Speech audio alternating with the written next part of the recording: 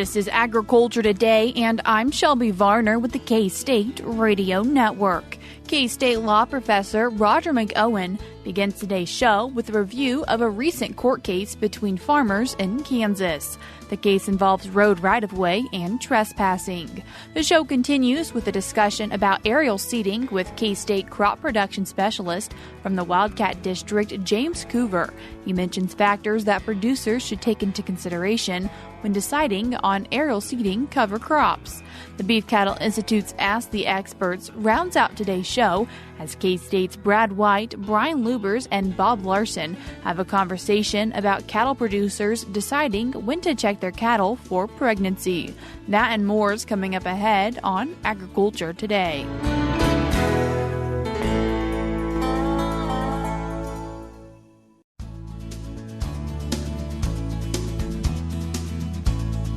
You're tuned in to Agriculture Today, and we start our Wednesday show with some information from K-State and Washburn law professor Roger McEowen. Roger, thanks for joining us today. Good to be with you, Shelby. Today, you wanted to share some information about a recent court case between farmers, and so, Roger, could you share with us some information about that case? Yeah, Shelby, this is a court decision from the Kansas Court of Appeals that just recently came down.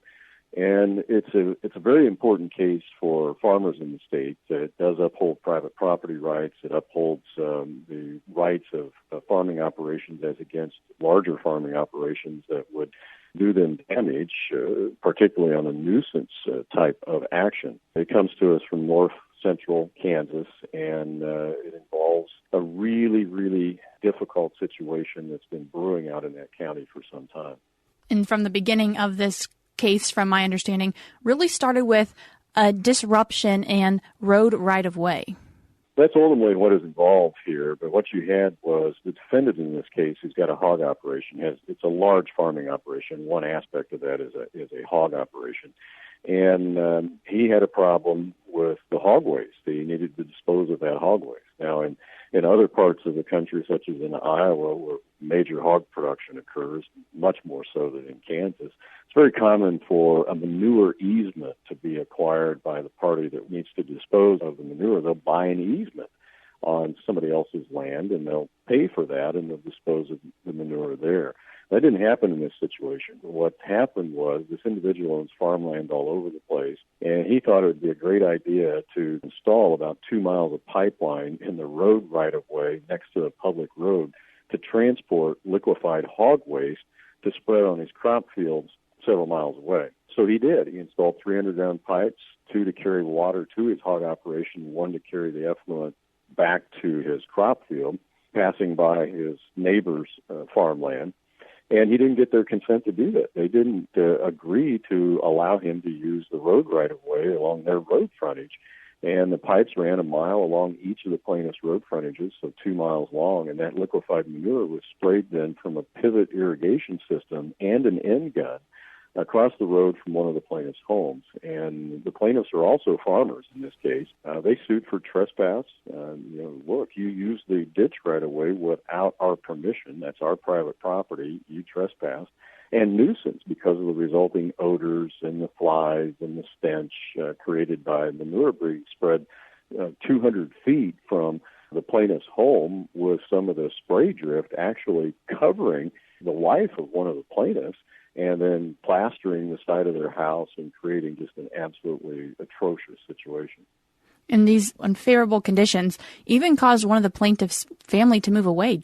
Yeah, it did. The wife that got sprayed with the drift of this from the irrigation arm, they have a second home in Nebraska, and so she went there and had been there for a year and hadn't stayed at the Kansas home because of this problem. And that farm family even was in the process of selling some of their farmland to one of their farm tenants, and that transaction fell through because the tenant said, I can't deal with the odors around your property, and so that land transaction fell through. Roger, what claims were made in this case, and how did they come about? Well, there were two claims that the plaintiffs made. They made a claim for trespass, and they made a claim for nuisance. And the trespass claim basically was pretty simple and said, look, we didn't give you permission to use the road right of way, and you don't have legislative permission to do this, and you're using it for your own private purpose, and it's not a public purpose. You know, if you're a utility or a phone company, something like that, then you can use the right of way for a public purpose without our permission. As long as you're not interfering with traffic, that's fine. But you certainly cannot do that under Kansas law for your own private purpose unless the landowner on that adjacent land consents to your use of the right-of-way, again, not interfering with traffic, or if the legislature allows you to do this. So the landowners didn't allow this, and the defendant in this case did apply a lot of pressure to the legislature to get legislation through that would allow him to do this. But a proposed bill died in committee on this. So he never had legislative approval. He never had the county's approval. He never had the adjacent landowners' approval, but he still went ahead and installed these pipes. And it created quite a scene with the county sheriff coming out telling him to stop. He kind of ignored that, went ahead, finished the project because it was almost done by that time. And ignoring the advice of the county attorney when the county attorney said, look, you've got to get people's approval. And that was the county attorney's advice to the Board of Commissioners. And there was also, the court indicated, some misleading comments that the defendant made to the Board of County Commissioners, making them believe that he'd actually obtained the adjacent landowner's permission to use the road right of way when he hadn't. And so they never signed off on his permits to put this in. And so it was a mess all the way through, a confusing, tangled mess. So that was one of the assertions, was the trespass claim. And then there was the nuisance claim based on the odors. And he tried to assert that the right to farm law protected him, but the court said, no, it doesn't protect you when you're not in compliance with state law, and trespass, the common law of trespass, is part of state law, and your nuisance is as a result of your trespass. So the right to farm law doesn't protect your conduct. Roger, did the plaintiffs recover money from this ordeal? Yeah, they did. At trial, the jury returned a verdict of $126,720 in property damages total for the plaintiffs, plus $2,000 in nuisance damages to one of the plaintiffs. Plus, they added on $50,000 of punitive damages.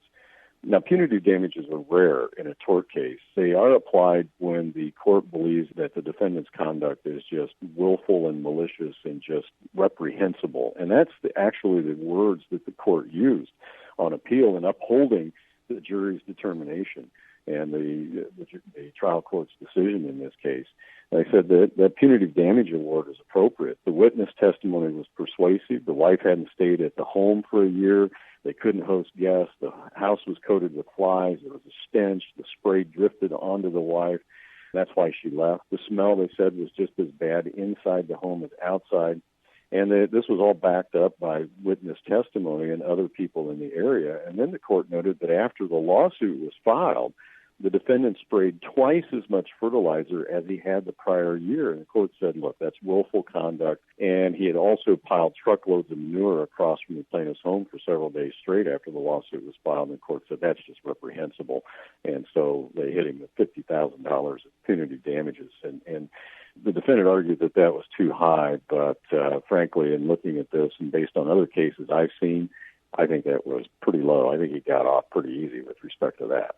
As this court case has come to a close, kind of what does it mean for farmers and agriculture?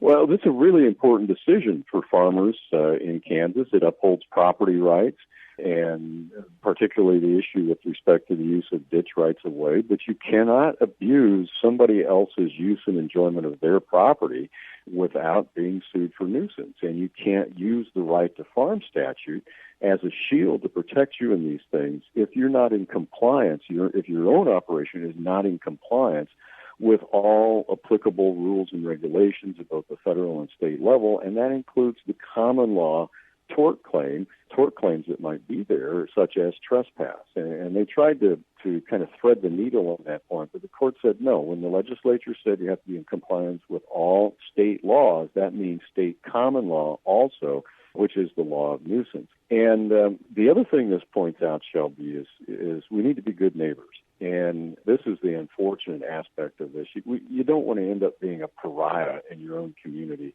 and create strife and heartache for lots of people involved. And these decisions and this type of conduct last generations. I could point you to cases in Vermont, cases in northwest Missouri from back in the 60s and 70s and in the 80s, where in those communities there are still broken relationships and hard feelings because of nuisance-related issues that occurred generations ago. These things are very hard to put aside, and they fracture rural communities. So we really need to be good neighbors on these things, and the court's decision really, I think, helps point us in that direction. If producers are wanting to dispose of their liquefied hog waste, they can still do that. Just make sure everyone's on board that you would be interacting with. Yeah, that's right. And KDHE was asked whether they had involvement in this and had regulatory authority over this. And they said, look, we don't govern the manner in which the waste is transported to a field. That's not their bailiwick. So they don't play in that sandbox. And so they didn't have an issue with respect to the lines. But yes, the manner in which hog waste is applied to fields, you can still do that. You just have to be reasonable in the way that you do it and not interfere with an adjoining farmer or an adjoining neighbor's rights. This was not the situation where you had a farmer that was in a battle with some urbanite that moved out to the rural area and is just taken by surprise by the odors and so forth that are in a rural area. No, this was another farm family. These were farm families that were impacted by this. And we all have to use our property in a manner that's reasonable and doesn't interfere with the rights of our neighbor to use their property in a reasonable manner. And the court's decision really upholds that. Roger, I appreciate you taking the time to join us once again this week to discuss some things related to agriculture law. Thank you, Shelby. That was K-State and Washburn Law Professor Roger McEowen. We're cutting to a short break now, but we'll be back with more ahead.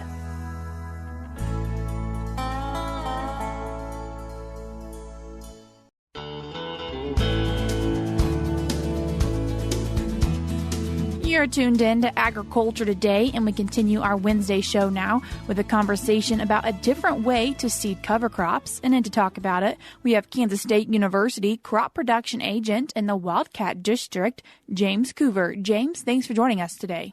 Yes, of course. Anytime. James, talking about cover crops today, kind of what part of cover crops and seeding them do we want to talk about today? So today we're going to talk about a different type of planting cover crops. We're going to talk about aerial seeding of cover crops. And aerial seeding basically means applying with a helicopter or a plane and getting those cover crop seeds on before the last crop is harvested. So that means into soybeans, that means into corn, a summer cover crop usually before the winter. And planting things from the sky, this is not the first go-around of things happening like this. Yeah.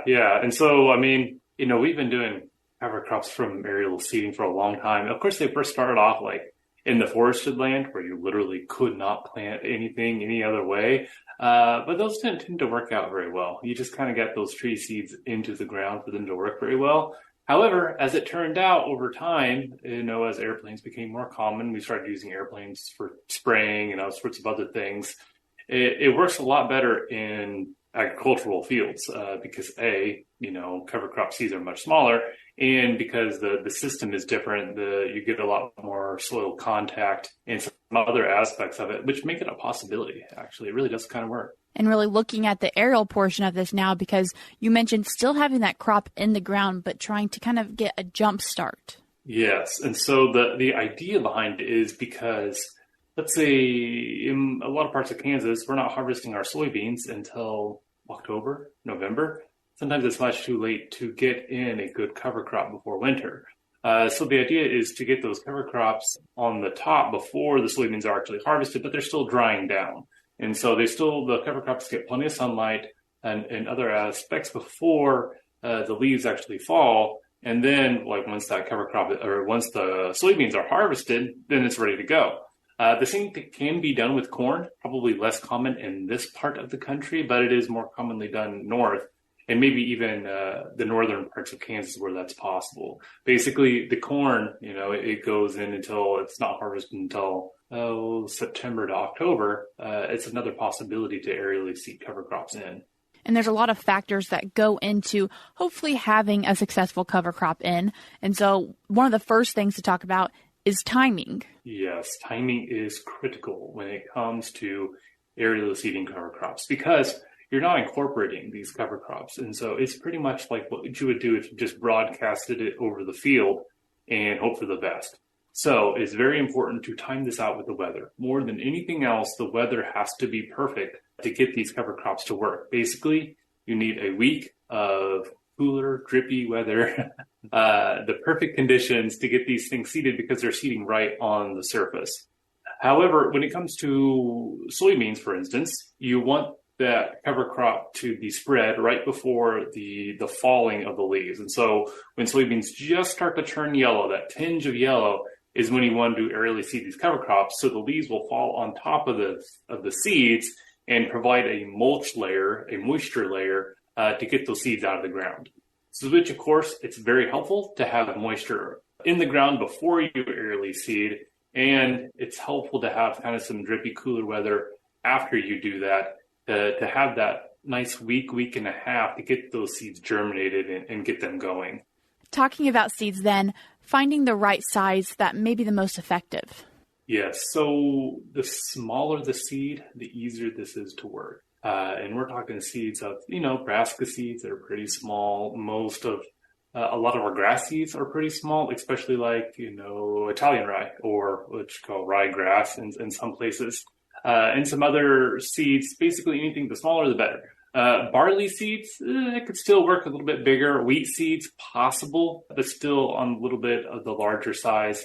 Once you get into the area of like Australian peas or snow peas or any of the mung beans, maybe close to the right size, anything bigger than that, the pea size, it's too big. It's not going to germinate well on the ground. You need to get those in the ground if they're going to grow right. And so I would say the little bit, the better. Also, there's another aspect of getting a smaller seed in the fact that you can get more per acre. And so because you're aerially seeding these, you want something that you can carry easily in an airplane and get the most acres per pound. And so that's, of course, going to be the smallest thing that we can think about. And as far as that is concerned, really, there's no type that works better than others. A lot of anything that's small will work when it comes to aerial seed. Just got to think about your production system. Got to think about what you want to do with this cover crop and how you're going to harvest it if you are, or whether you're just going to spray it down in the future. Something you do, James, also you mentioned is work with farmers and listen to their experiences. And so could you share a few of those? Yeah, so I've heard farmers talk about aerially seeding in the past. I mean, it's something that's pretty common down here in the Southeast. It's mostly because, we don't harvest our soybeans until very, very late down here. And so often it's pretty late, sometimes Thanksgiving or even after. And so there's a problem with the window in between soybeans to corn that doesn't always work. So I've talked to farmers about this in the past, and farmers say that it's 50-50. It really is 50-50 when it comes to aerial seeding cover crops. And that 50% of good is because they timed it out with the weather. That 50% of bad is because it wasn't a year that worked. And so last year, for the vast majority of Kansas, it would not have worked. It was way too dry, and it was even dry after that. We didn't get good rains until getting into October in a lot of Kansas, and some of it didn't even get rain after that. It would not have worked. So really, this is more about timing it right. And if you get that right window, go ahead and do it. And if not, hold off. It's just not going to work this year. And I've heard farmers say that they tried it and it worked. And then sometimes, they'll think about it from year to year. I've also heard farmers say that they tried it, it did not work, and they will never try it again. So that's a really big part of it. It's either a hot or cold system. It really is when it comes to this. And also you have to think about what it is that you want to do with that cover crop. And so a farmer that could really use that cover crop, they're more willing to have the risk and the expense when it comes to this kind of system. Interesting. So really producers just need to take the time and sit down and see, is this something that I want to put into my farming operation? Yes, that's right. They really got to consider that. And of course, the price points are a little bit different when it comes to aerial seeding than direct seeding. I think a lot of farmers would be surprised it's not actually all of that much more expensive, just because the cost of running the machines over the field and all the other things and the labor cost. Usually it's a lot easier just to give it to an aerial applicator and have them do it. But, aerial application is still expensive, just as it is with spraying herbicides and pesticides. It's a more expensive application method. So, yeah, consider all that. Consider the extra risk involved. And, of course, on the other side, you got to consider the advantages of having a cover crop and the advantages of what you can do with it, the forage use in the future. Which farmers may want to take into consideration the amount of time. If it's being seeded for them, they have time to accomplish other things. That's right, yes. The farmers often don't consider their own labor cost. And that, of course, is something that they always need to consider. Farmers' time, it's not free, even if they might consider it sometimes to be. I'll also say that if any farmer considering maybe trying to get a wheat crop in, an actual grain wheat crop in, this does not work, okay? Don't think that you can plant on a wheat crop right after a soybean crop and then get to a double crop soybeans after that. Those wheat seeds sitting on the surface, they are very likely to winter kill, and I've seen this a lot, and so have all the other crop agents. You'll end up not getting the result that you want. So this is almost purely for a cover crop situation. James, if people are wanting to learn more information about this, do they have the opportunity to contact you? Yeah, they can contact me at the Wildcat Extension District. So any one of those offices. One of my main offices is Girard, and the number for there is 620-724-8233. Or they can email me at jcoover@ksu.edu. And as always, they're probably also welcome to reach out to their local extension office. That's right. Yes, plenty of his agents, and we'll be happy to talk about it. And James, just as we wrap up today's conversation, what are a few key points you want producers to take home with them if they're thinking about doing aerial cover crop seeding? Yep, just think about the risk and think about the opportunities. And, of course, think about the weather. It's always got to be timed out right. James, I appreciate you taking the time to join us today and discuss aerial seeding of cover crops. Thanks so much.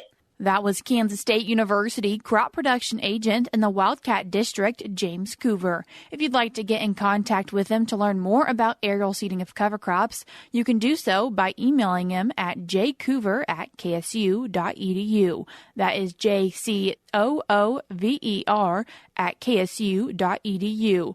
Or you can call him at 620-724-8233. Again, that is 620-724-8233. I will link that in today's show notes, which you can find on agtoday.net. Also in the show notes, like in previous shows, you will find a link to a survey that undergraduate research students in the Department of Communication and Agricultural Education at Kansas State University are conducting.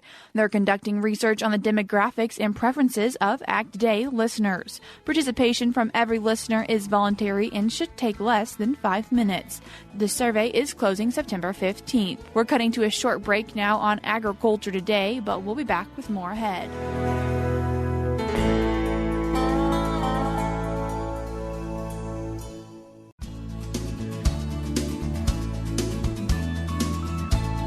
We continue Agriculture Today with this week's BCI's Ask the Experts. Welcome to Beef Cattle Institute's Ask the Experts, where our experts answer your questions. I've got two great experts here today, Dr. Brian Lubbers and Dr. Bob Larson. Today, I think this is a really good question and pertinent to this time of year. When should I have my cattle preg checked? Early, which I'm going to define as anywhere between 25 and 50 days of gestation, or mid-gestation? Brian, I'm going to you first. I'm going to go with early. And part of that is just being a veterinarian. Actually, it's easier. If I'm doing an early preg check, I am a lot more accurate with my dating of those fetuses.